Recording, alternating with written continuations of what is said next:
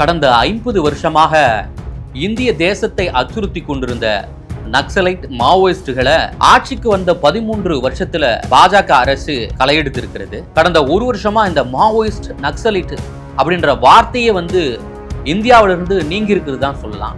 இது எப்படி சாத்தியமானது? வாங்க இந்த பதிவுல பார்க்கலாம்.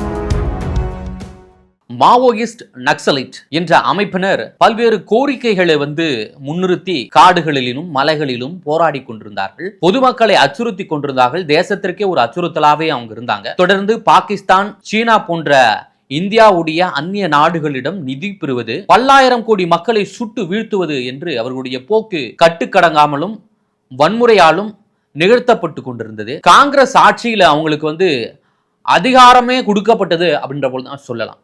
ஏன்னா ஆயுதம் ஏந்தியவர்களை அவர்கள் வழிமாறி போனவர்கள், வழிமாறிய இளைஞர்கள் அப்படின்ற போலதான் அழைக்கப்பட்டார். காவல்துறை மற்றும் ராணுவ வீரர்களின் கைகளும் கட்டப்பட்டிருக்கு. அடர்ந்த காட்டுக்குள்ள போயிடறாங்க அவங்களை அடக்குவதற்காக. ஆனா எந்த ஒரு ஆயுதமும் இல்லாமல், எந்த ஒரு வெப்பன்ஸும் இல்லாம இந்த காங்கிரஸ் ஆட்சியில மாவோயிஸ்ட் என்ன நிலையில இருந்தாங்க அப்படின்னு பார்த்தோம்னா, அந்த மாவோயிஸ்டுகளை இவங்க ஆயுதம் ஏந்திய போராளிகள் அப்படின்ற சொல்றாங்க. வழிமாறி போனவங்க, வழிமாறிய இளைஞர்கள் அப்படியெல்லாம் அழைக்கப்பட்டார்கள். அவர் தொடர்ந்து ராணுவத்திற்கும் காவல்துறையினருக்கும் அதிகாரம் கொடுக்கப்படவில்லை. கைகளால் அவர்களுடைய கைகள் கட்டப்பட்டிருந்தது. எவ்வளவு வளர்ச்சி அடைந்திருந்தாலும் அவர்களுக்கு அந்த உபகரணங்களோ இல்ல ஒரு வெப்பன்ஸோ கொடுக்கப்படாமலே அவங்கள கைது செய்ய உத்தரவிட்டு இருந்தாங்க. அதாவது மாவோயிஸ்டுகளுக்கு எந்த ஒரு பாதிப்புமே ஏற்படக்கூடாது அப்படின்ற போலதான் இருந்தது அப்போதைய நிலைமை.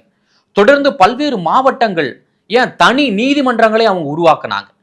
எல்லா சாலைகளுமே கண்ணி வெடிகளாக இருந்தது. ஓட்டு போட முடியல. பழங்குடியினர் சுதந்திரமாக இருக்க முடியல. அப்படிதான் இந்த காங்கிரஸ் ஆட்சியில இந்த மாவோயிஸ்டுகள் இருந்தாங்க. இதையடுத்து பாஜக ஆட்சிக்கு வந்த அப்புறம் அவங்க மன்னிப்பே கேட்க முடியாத அளவுக்கு அவங்கள சரணடைய வைத்தாங்க. மத்திய உள்துறை அமைச்சர் அமித்ஷா சமார்தான் என்ற கோட்பாட்டை கொண்டு வந்தார். அனைத்து மாவோயிஸ்டுகளும் தங்களுடைய ஆயுதங்களை கொடுத்துட்டு சரணடைந்ததெல்லாம் பார்க்க முடிஞ்சது. ஏன் காங்கிரஸ் ஆட்சியில் பயன்படுத்தப்படாமல் இருந்த கருவிகளாகவே மட்டும் இருந்த இந்த துப்பாக்கிகள், ஆயுதங்கள், ராணுவ உபகரணங்கள் அவை அனைத்துமே பயன்படுத்தப்பட்டது. ஆனால் காங்கிரஸ் ஆட்சியில இதற்கு எதுக்குமே சாத்தியம் இல்லாம தான் இருந்தது. மாவோயிஸ்டுகள் சுதந்திரமாக நடமாடி கொண்டிருந்தாங்க.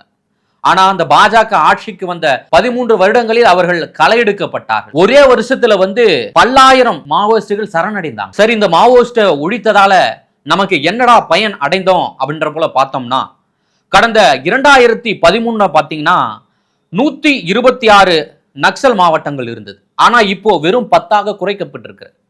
வன்முறைகள் 77% இருந்தது. இப்போ முழுக்க வன்முறைகள் குறைக்கப்பட்டிருக்கு. உயிரிழப்புகள் 99% குறைக்கப்பட்டிருக்கு. காங்கிரஸ் ஆட்சியில வெடிகுண்டு சாலைகளாக இருந்த சாலைகள் இப்போது தார் சாலைகளாக மாறி இருக்கு, கோபுரங்களா மாறி இருக்கு. இந்த நிலைமை தான் இப்போ மாவோயிஸ்டுகளை அடித்ததுக்கு பிற்பாடு இந்தியாவுடைய நிலை மாறி இருக்கு. தொடர்ந்து ஜனநாயகம் மீட்கப்பட்டிருக்கு. பழங்குடியினர் தைரியமா வாக்களிக்க வராங்க. அப்பெல்லாம் நக்சலைட்டுக்கு பயந்து வெளியவே வராம இருந்தாங்க. கல்லூரிகளுக்கு போகாம இருந்தாங்க, பள்ளிகளுக்கு செல்லாமல் இருந்தாங்க. ஆனா இப்போ அவங்க தைரியமாக வெளியே வராங்க, வெளியே வாக்களிக்கிறாங்க, வெளியே அவருடைய பிள்ளைகள் ஸ்கூல் போறாங்க, கல்லூரிகள் போறாங்க. கடந்த 50 வருஷமாக காங்கிரஸால் முடியாதது வெறும் 13 வருஷத்துல பார்த்தோம்னா பிரதமர் மோடி மற்றும் அமித்ஷாவுடைய செயல் திட்டங்களால் சாத்தியமாகி இருக்கு. இப்போ மாவோயிஸ்ட்னா என்ன, நக்சலைட்ஸ்னா என்ன அப்படின்ற போல கேள்விகளே வர ஆரம்பித்திருக்கு. அந்த அளவுக்கு அவர்களுடைய போக்குகளும் வன்முறைகளும் களையெடுக்கப்பட்டிருக்குன்னு தான் சொல்லணும். மீண்டும் மற்றொரு பதிவில் பார்க்கலாம். நன்றி, வணக்கம்.